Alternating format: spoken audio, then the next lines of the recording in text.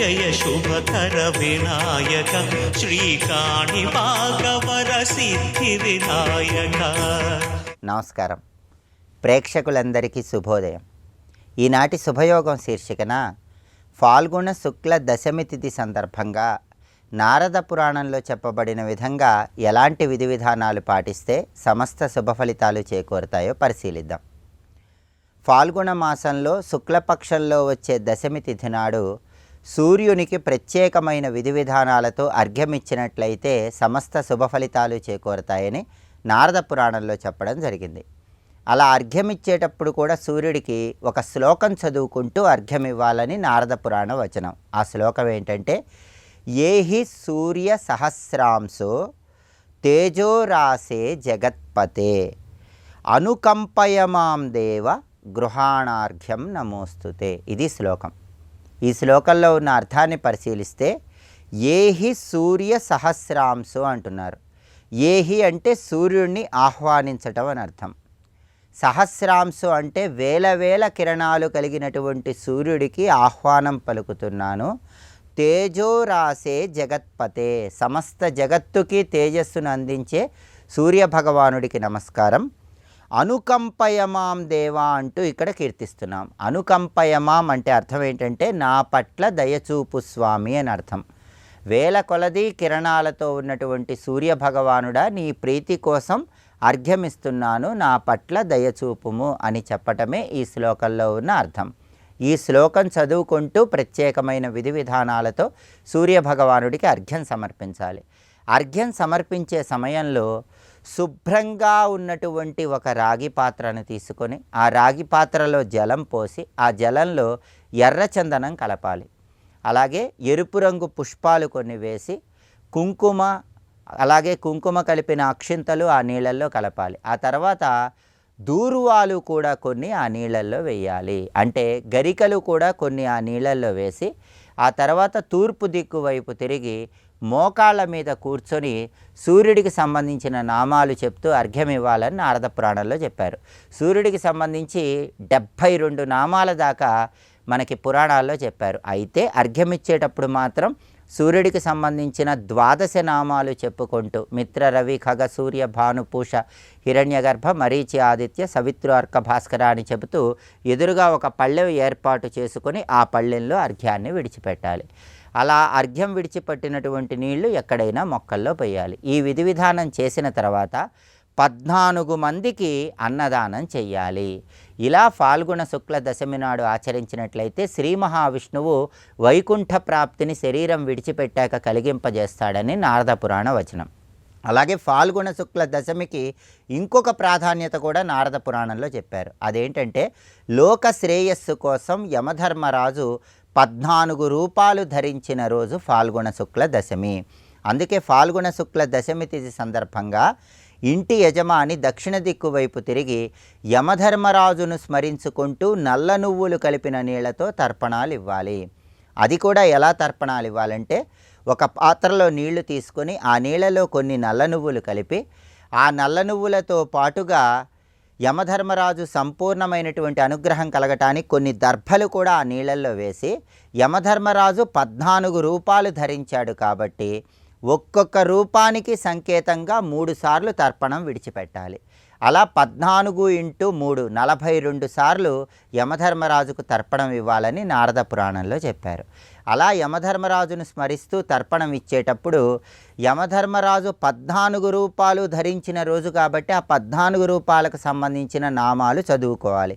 ఆ నామాలు ఏంటంటే యమశ్చ ధర్మరాజశ్చ మృత్యుశ్చైవాంతకస్తథా వైవస్వతశ్చ కాలశ్చ సర్వభూత క్షయస్తథా ఔదుంబరశ్చ దధ్నశ్చ ద్వౌ నీల పరమేష్టినౌ వృకోదరశ్చ చిత్రశ్చ చిత్రగుప్తశ్చతుర్దశ. ఈ శ్లోకం చదువుకుంటూ అలా యమధర్మరాజు ప్రీతి కోసం తర్పణాలు ఇచ్చినట్లయితే కుటుంబంలో అందరికీ అపమృత్యు దోషాలు తొలగిపోతాయని నారద పురాణ వచనం. కాబట్టి నారద పురాణంలో చెప్పబడిన విధంగా ఫాల్గుణ శుక్ల దశమి సందర్భంగా ప్రత్యేకమైన శ్లోకం చదువుకుంటూ సూర్యుడికి అర్ఘ్యం ఇవ్వండి. యమధర్మరాజు 14 నామాలకు సంబంధించిన శ్లోకం చదువుతూ యమతర్పణం విడిచిపెట్టండి. సమస్త శుభ ఫలితాలు సిద్ధింపజేసుకోండి. అలాగే రేపు ఫాల్గుణ శుక్ల ఏకాదశి, అమలక ఏకాదశి సందర్భంగా అమలక ఏకాదశి వెనుక ఉన్నటువంటి పురాణ రహస్యాలేంటో పరిశీలిద్దాం. నమస్కారం.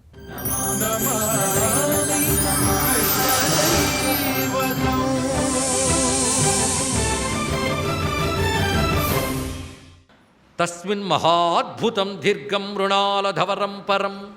అలాంటి శాంతి ధామంలో తెల్లని తామరతూడు తెల్లగా ఉంటుంది.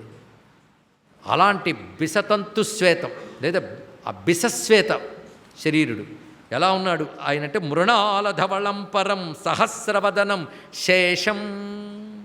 ఆదిశేషువు గోచరించాడు తెల్లని కాంతులతో.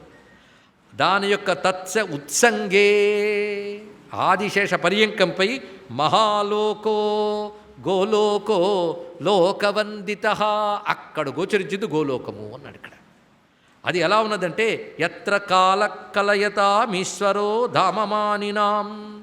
ధామమానినాం అంటే లోకాభిమానులు అని అర్థం. ఈ లోకన్నాథ్ ఆ లోకన్నాథ్ ఇంద్రాది లోకాలకి వాళ్ళు తదభిమానులు.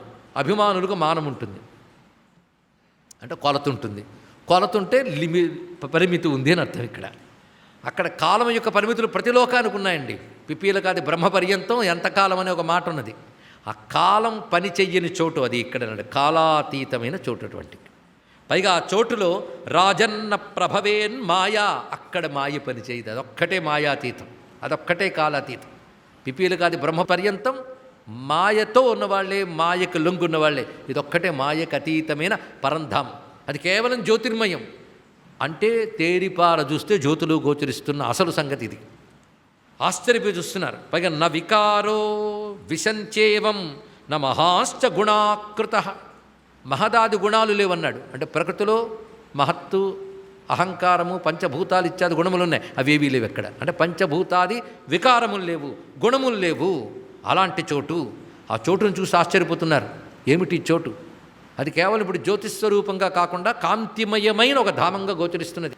ఇలా చూస్తూ ఉంటే క్రమంగా అనేక మంది కాంతలు గోచరించారండి, దివ్య కాంతలు గోచరిస్తున్నారు అక్కడ. వారు చూసి ఎవరు మీరు అని అడిగారు వచ్చిన దేవతల్ని. లోకపాల వయం సర్వే, మేమందరం లోకపాలకులం అని అంటే, ఓహో లోకపాలకులా, బ్రహ్మాండాలకు పాలకులు ఉన్నారు వాళ్ళు. అర్థం ఏంటంటే ఏ బ్రహ్మాండానికి పాలకులు ఉన్నారు.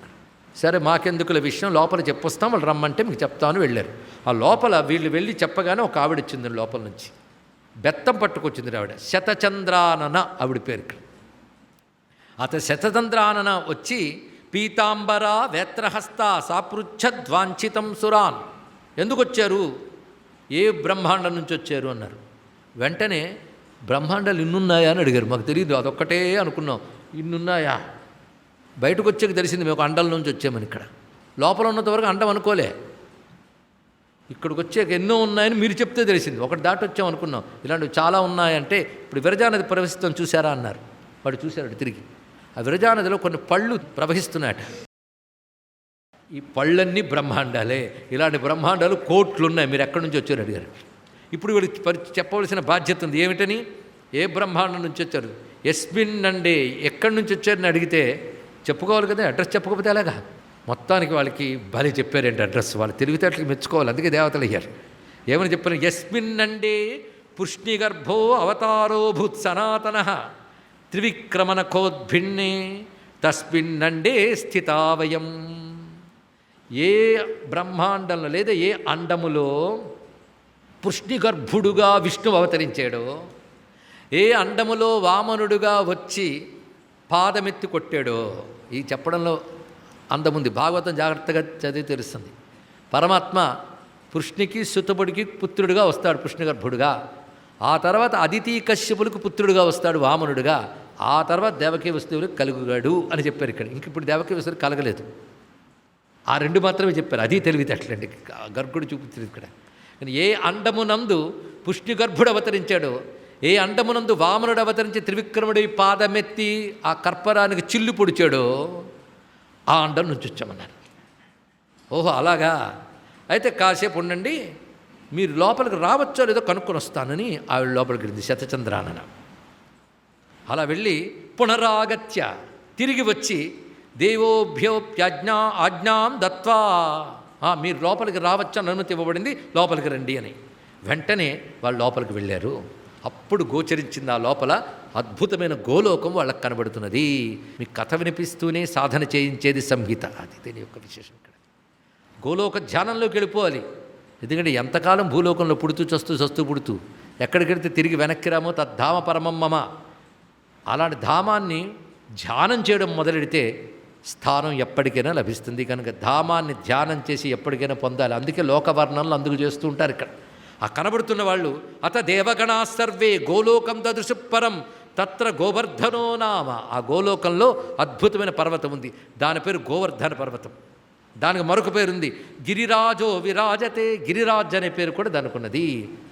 పైగా అక్కడ వసంతమానినీభిశ్చ గోపీభిర్గోగణైర్వృత.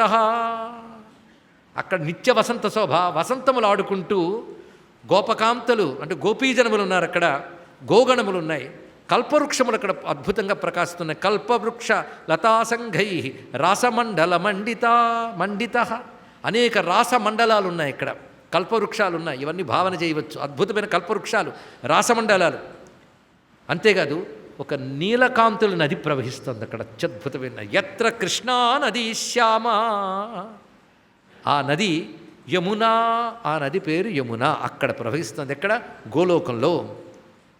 దాని ఒడ్డున చిన్న చిన్న ఆవాసాలు, ఆశ్రయాలు నిర్మాణం చేసి ఉన్నారు.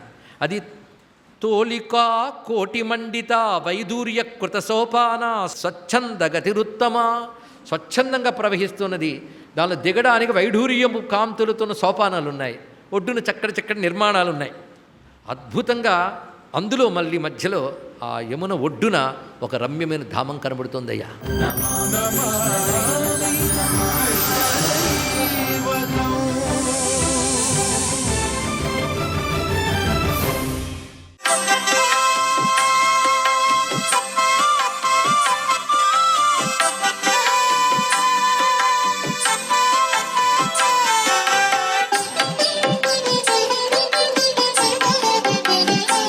ఓం నమో నారాయణాయ.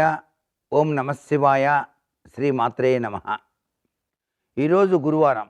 గురుతత్వంలో విరాజిల్లేటువంటి షిర్డీ సాయిబాబా వారి ఆలయాన్ని మనం దర్శించినప్పుడు అక్కడ 27 ప్రదక్షిణాలు ఆచరించాలి.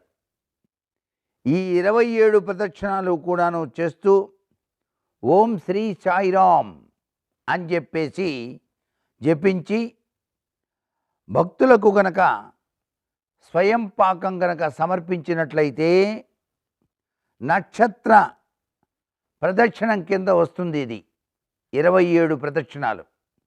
ఇలా గనక చేసినట్లయితే గ్రహచార రీత్యా మనకు పట్టి పీడిస్తున్నటువంటి రుగ్మతలతో పాటుగా గురుగ్రహం సరిగా లేనటువంటి వారికి గురుగ్రహ అభివృద్ధి కలిగి మనం అనుకున్నటువంటి పనులన్నీ కూడాను నెరవేర్చేందుకు ఆ షిర్డీ సాయినాథుడు సహకరిస్తాడు సుమా అంటోంది శాస్త్రం.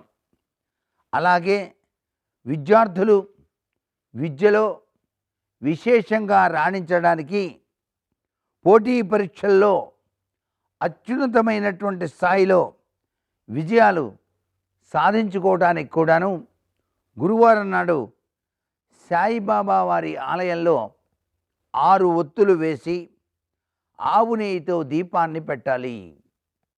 6 ఒత్తులు పెట్టి ఆవు నెయ్యితో దీపారాధన ఆచరించాలి.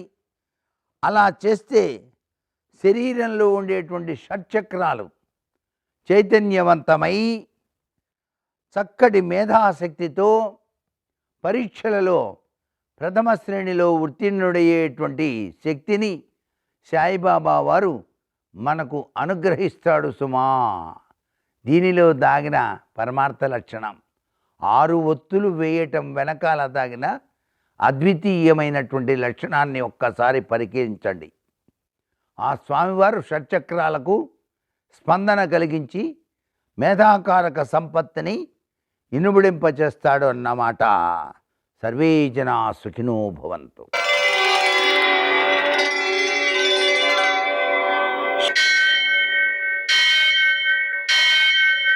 సహస్రశీరుషం దేవం విశ్వాక్షం విశ్వశంభువం విశ్వం నారాయణం దేవమక్షరం పరమం పదం విశ్వతః పరమాం నిత్యం విశ్వం నారాయణగుం హరిం విశ్వమేవేదం పురుషస్తద్విశ్వముపజీవతి పతిం విశ్వస్యాత్మేశ్వరం శాశ్వతం శివమచ్యుతం నారాయణం మహాజ్ఞేయం విశ్వాత్మానం పరాయణం. సూర్యశౌర్యమథేందురింద్ర పదవీ సన్మంగళం మంగళం. నమస్తే భగవన్ దేవ దత్తాత్రేయ జగత్ప్రభో సర్వబాధా ప్రశమనం కురు శాంతిం ప్రయచ్చమే. నేటి కాలమాన విశేషాలను గమనిద్దాం. స్వస్తి శ్రీ చాంద్రమాన విశ్వావసనామ సంవత్సరం ఉత్తరాయణం శిశిర ఋతువు ఫాల్గుణ మాసం శుక్లపక్షం గురువారం. సూర్యోదయం 6 గంటల 40 నిమిషాలకు, సూర్యాస్తమయం 6 గంటల 18 నిమిషాలకు. తిథి దశమి రాత్రి 12 గంటల 33 నిమిషాల వరకు. నక్షత్రం మృగశిర మధ్యాహ్నం 12 గంటల 11 నిమిషాల వరకు. వర్జం రాత్రి 8 గంటల 6 నిమిషాల నుంచి 9 గంటల 37 నిమిషాల వరకు.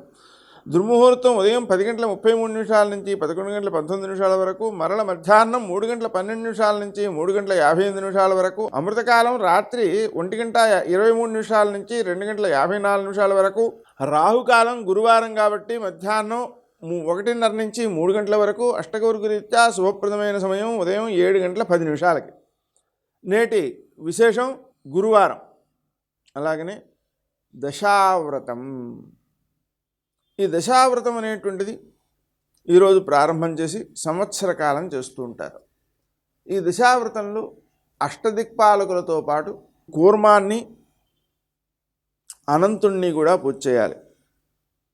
ఆ విధంగా చేసినందువలన మన దశ తిరగబడుతుందంటారు సారు. అలాగా దోషస్థితిలో ఉన్నటువంటి దశాదులు ఉత్తమ ఫలితాలు ఇచ్చేవిగా రూపొంది మన వృత్తి వ్యవహారాలలో విజయాలు సంభవిస్తాయి. అన్ని దిక్కుల అధిపతులను మనం పూజించడం ద్వారా ఆ దిగధిపతులు అన్ని దిక్కులలోనూ మనకు అనుకూలమైన వాతావరణాన్ని సృష్టిస్తారు. అలాగనే జ్ఞానసాగర దత్తావతారం.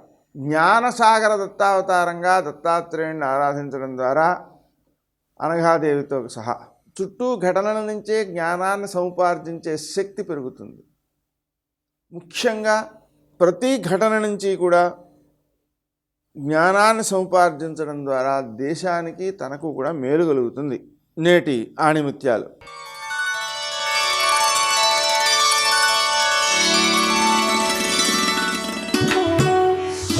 నీ బుద్ధిని అనుసరించి నీ జీవితం ఉంటుంది.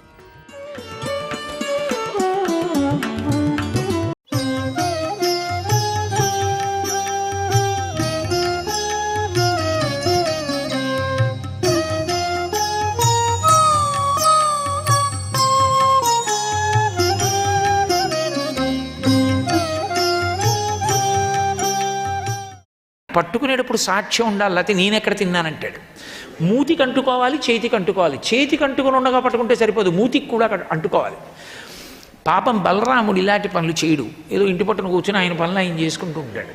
ఈయనే వచ్చాడు తన వెనక పరివారంతో.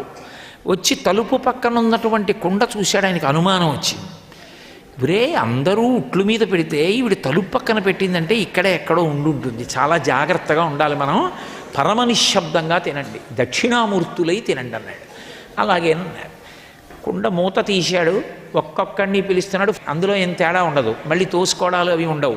చక్కగా ఒక్కొక్కరు వస్తున్నారు, పుచ్చుకుంటున్నారు, వెళ్ళిపోతున్నారు.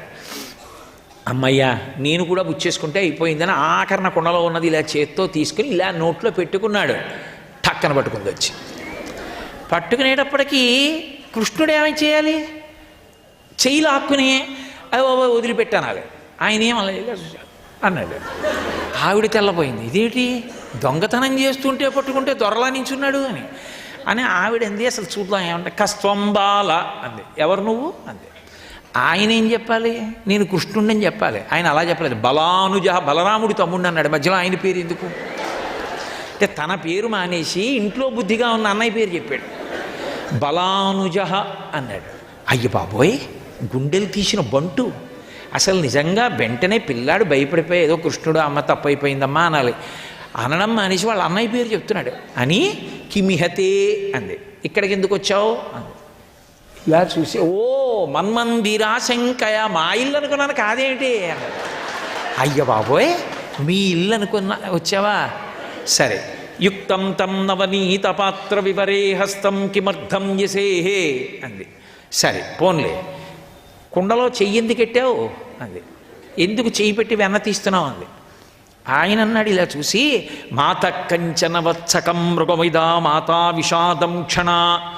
కాసేపు గట్టిగా మాట్లాడకుండా ఉంటావా? మా దూడ ఒకటి తప్పిపోయింది ఉందేమో అని చూస్తున్నాను. ఏంటి అలా అరుస్తూ? దూడ పారిపోతే కాసేపు మెల్లిగా మాట్లాడు అన్నాడు.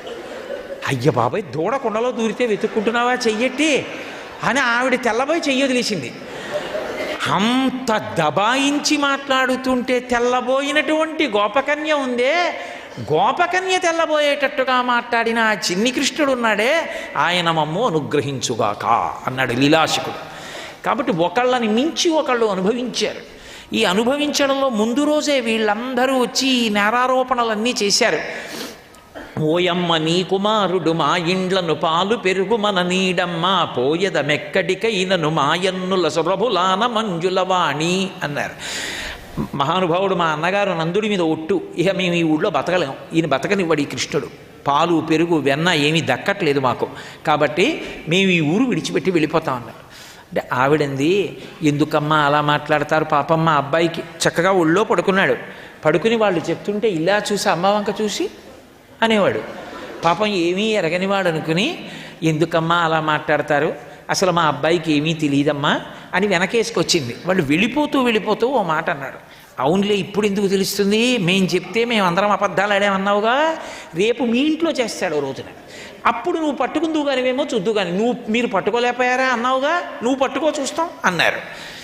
ఇప్పుడు ఆవిడ మళ్ళీ వెనక్కి రండి, ఆ బద్దలైపోయిన కుండ దగ్గరికి వచ్చి చూసింది. ఆవిడ బాధ ఏమిటంటే, కుండ బద్దలైపోయిందన్నది ఒక ఎత్తు అయితే, తన కొడుకు ఇంత అల్లరి చేశాడు, వాళ్ళందరూ చూస్తున్నారు గోడ మించి. ఇప్పుడు ఏం చేస్తుందో చూద్దాం, పట్టుకుంటుందేమో అని. వెనక్కి తిరిగి చూస్తే గోపకాంతలు, ముందు చూస్తే బద్దలైపోయిన కుండ, పట్టుకుందామంటే అక్కడ లేడు. ఎరా కృష్ణ అందనుకోండి, ఇక మళ్ళీ కనపడ్డ సాయంకాలం వరకు. అందుకని ఆవిడ పట్టుకోవాలి కాబట్టి ఆలోచించింది. లాలనమున బహుదోషములు లింప్రాపించు తాడనోపాయములం చాలా గుణంబులు కలుగును తాడనంబె బాలురకును పద్యంబరయన్. నా కొడుకు అని ముద్దు చేస్తే అది ఎలా ఉంటుంది అంటే, ఏదో కృష్ణదేవరాయల వారి చరిత్రలో రామరాయల వారు మాట అంటాడు, ముదుసలి ఇంటి దీపమని ముద్దుడు మూర్ఖుడు కాడు అంటాడు. అబ్బా, రోజు మా ఇంట్లో దీపం ఎంత బాగా వెలుగుతుంటుందో అని ముద్దొచ్చేసి దాన్ని ముద్దెట్టుకుంటే మూతి కాలిపోతుంది. అందుకని లాలనమున బహుదోషములు లింప్రాపించు తాడనోపాయములంచాల గుణంబులు కలుగును. అప్పుడప్పుడు పిల్లలకి 2 దెబ్బలు పడుతూ ఉండాలి. తాడనంబె బాలు రకును పద్యంబరయ, పిల్లలకి 2 దెబ్బలు వెయ్యాలి. అప్పుడప్పుడు వేస్తుంటే యుక్తాయుక్త విచక్షణతో వెయ్యాలి, వేస్తే వాళ్ళు వృద్ధిలోకి వస్తారు అని. ఇవాళ కృష్ణుణ్ణి కట్టేస్తాను, కొట్టేస్తాను. ఎవడైనా అఖిలాండ కోటి బ్రహ్మాండ నాయకుడు, సమస్త జగత్తులు తన కడుపులో ఉన్నవాడు, ఆయన్ని పడతానంటోంది, కడతానంటోంది, కొడతానంటోంది అని ఇప్పుడు పెద్ద యుద్ధానికి బయలుదేరుతున్న దానిలా సిద్ధమైంది. ఎందుకని తొందరపడి వెళ్ళిపోయింది అనుకోండి, ఆయన ఏమంత తొందరగా దొరికేవాడు కాడు. ఆ జడ వేసుకునింది, ఆ జడ తీసింది, గట్టిగా కొప్పు బిగించుకుంది, ఆ పువ్వులన్నీ బాగా కొప్పు లోపలికి దోపుకుంది. అంటే పిల్లాడితో సమానంగా పరిగెత్తడానికి తన యొక్క ఆహార్యము ఎలా ఉంటే ఆనుకూల్యతని పొందుతుందో అంత ఆనుకూల్యతని సిద్ధింపజేసుకుంది. సర్వం శ్రీ ఉమామహేశ్వర పరబ్రహ్మార్పణమస్తు. స్వస్తి.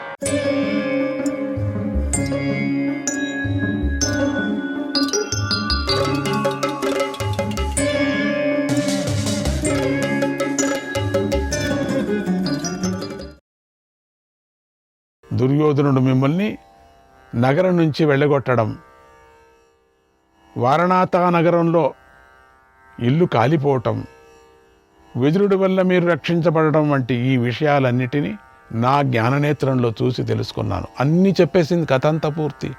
మీరు ఎట్లా వచ్చారు, ఏ పడవలో వచ్చారు, మిమ్మల్ని మోసుకొని వచ్చింది మా పురుషుడే. ఓహో, తన సొంతం అప్పుడే చేసేసుకుంది. నా పురుషుడే, నా మనోవల్లభుడు. ఓహో, అన్నీ చెప్తూ ఉంటే వీళ్ళకి ఆశ్చర్యం అవుతున్నది. మీరంతా నా మనోవల్లభుడు శరీరం మీద కూర్చొని వచ్చారు, ప్రయాణం చేశారు, అలసిపోయారు, పడుకున్నారు. ఈ విషయాలు వ్యాసమునికి తెలుసు, నేను చెప్పేదంతా ఆయనకు తెలుసు, అది వేరే. ఆయన శాలీహోత్రముని ఆశ్రమంలో ఉన్నాడు, అది కూడా చెప్తున్నాను చూడండి.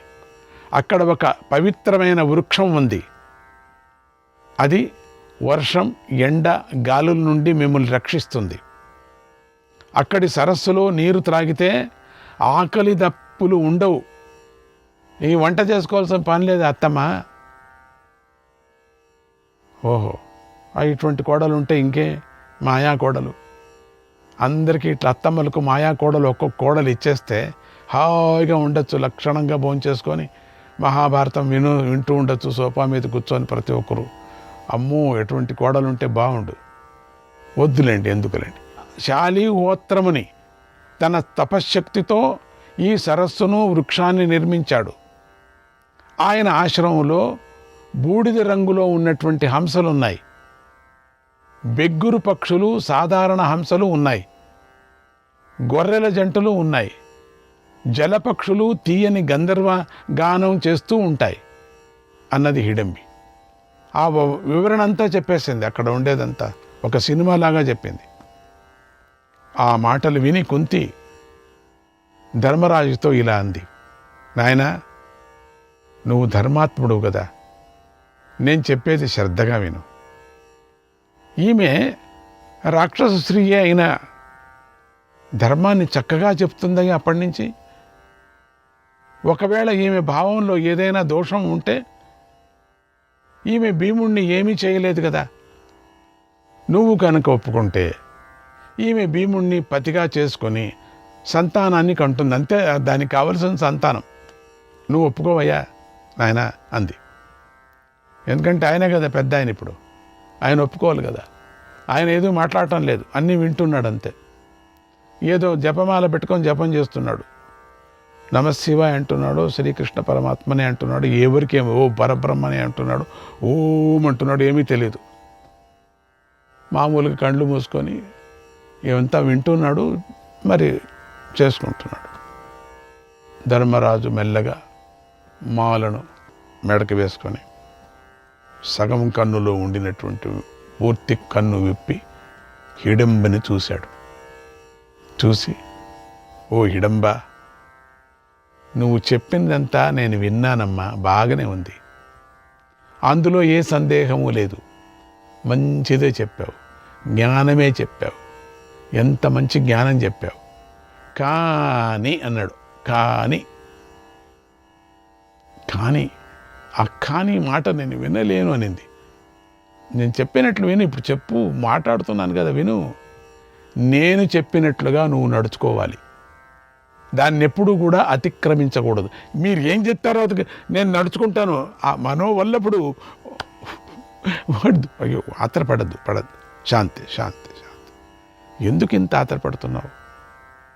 భీమసేనుడు స్నానం చేసి నిత్యకర్మలు ఆచరించుకునే వరకు వేచి ఉండు. ఎందుకు ఇంత ఆత్రపడుతున్నావు? ఇప్పుడే కావాలా? చేతులు చూడు, నీ చేతులు ఊరికి ఇట్లంటే అయిపోతుందా పని? నువ్వు చాలా ఆత్రపడుతున్నావు, నాకు తెలుసు. నిన్ను వదులుకోవటానికి మాకు ఇష్టం లేదు తల్లి. కూర్చో, ఏమనాలో తెలియటం లేదు. ఓ కుంతి కోడలా కూర్చో, కుంతి కోడలా, చాలా సంతోషం. తర్వాత అతన్ని సేవించి వస్తున్నాడు కదా, అతన్ని సేవించంటే నమస్కారం చేయి. ఒక్కటి, కానీ సూర్యాస్తమయం జరిగే లోపలే భీముణ్ణి మా వద్దకు పంపించాలి. ఇది ఒక కండిషన్. పగలంతా భీముడితో స్వేచ్ఛగా విహరించు, మనోవేగంతో సంచరించు. నీకెట్లా మనోవేగం ఉంది అన్నావు కదా. కానీ చీకటి పడేసరికి మాత్రం ఇక్కడ భీముణ్ణి విడుస్తూ ఉండాలి. మేము ఇక్కడ ఉండేంత వరకు జాగ్రత్త. సూర్యోదయం అవుతూనే తీసుకుపో, ఎవరొద్దన్నారు? మేము ఇక్కడ ఉండేంతవరకు చెప్పాను. మళ్ళీ మేము ఇక్కడ ఖాళీ చేసి వెళతాం. మా కష్టమో మాకేదో తాపత్రయం వచ్చింది, ఇప్పుడు పట్టుకుంది మాకు. మేము మళ్ళీ ఇక్కడి నుంచి లేయాల. లేచినప్పటికీ నువ్వు అక్కడికి రాకూడదు ఎంట. అంతట్లోపల నీది ఏం చేయించుకుంటావో, నీ పెళ్లి చేసుకుంటావో, వాడితో విహరిస్తావో, ఏం చేసుకుంటావో చేసుకో పో. ఇది షరత్. భీముణ్ణి ఎల్లవేళలా రక్షిస్తూ ఉండాలి, జాగ్రత్త. సంధ్యాకాలానికి ముందే ఇతడిని విడిచిపెట్టాలి. ఇలా నువ్వు గర్భం ధరించే అంతవరకు మాత్రం విహరించవచ్చు. నువ్వు అప్పటి నుంచి అంటున్నావు కదా, పిల్లగనాలా అంటున్నావు ఇండైరెక్ట్గా. మోహం అంటే అదే కదా, కామము మోహం అంటే అదే. పిల్ల అంటున్నావు.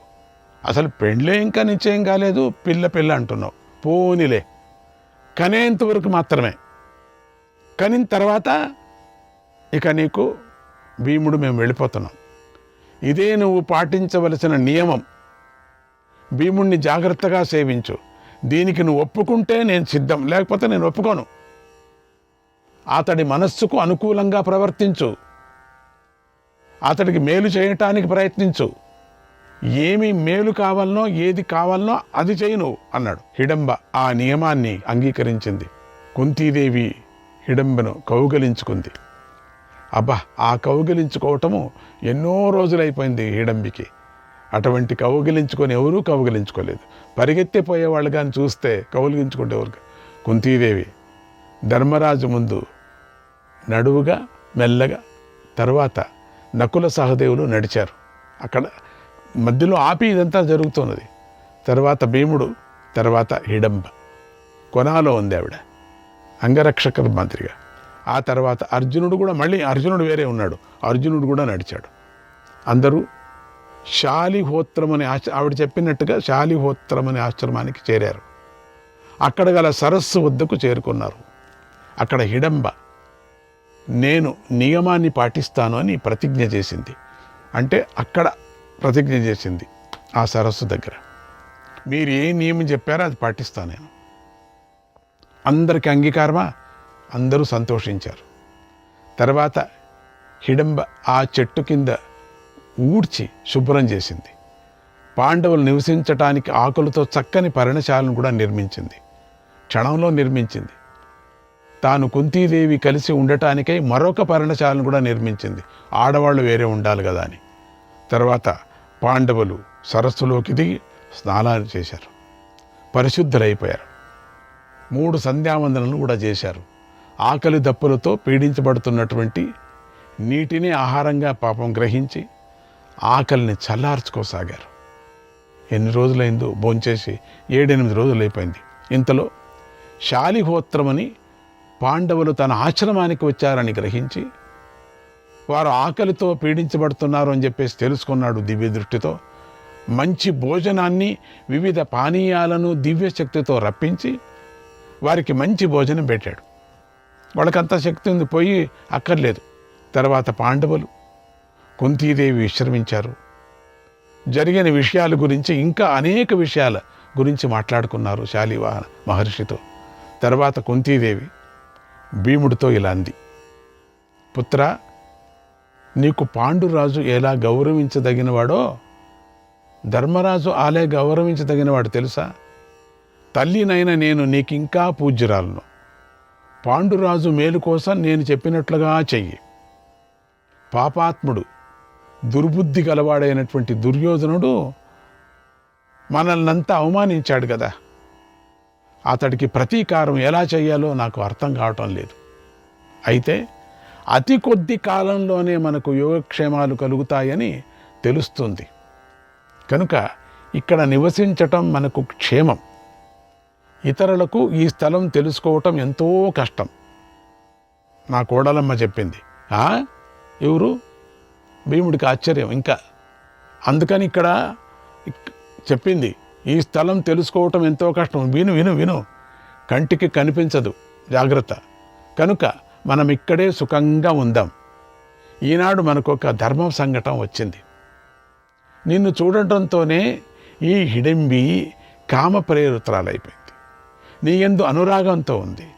దాని కారణంగా నేను అట్లా అన్నా కూడాలమ్మా అంత ఇంకేం లేదు అని బాధపడుతోంది. ధర్మ ప్రకారంగా నన్ను ధర్మరాజు కూడా ప్రార్థించింది. నిన్ను పెళ్లి చేసుకుంటానని చెప్పిందయ్యా. ఇదంతా ధర్మబద్ధంగానే ఉందయ్యా, ధర్మబద్ధంగానే చెప్పిందయ్యా.